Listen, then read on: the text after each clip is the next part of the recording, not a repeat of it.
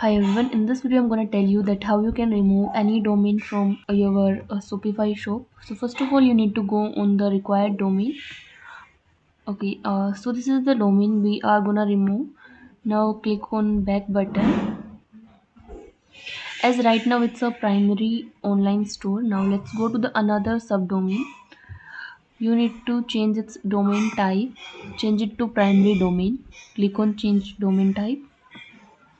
Okay, now you are done. Go back. And now click on this domain that you want to delete. Now click on delete domain. Okay, now it's removed from here.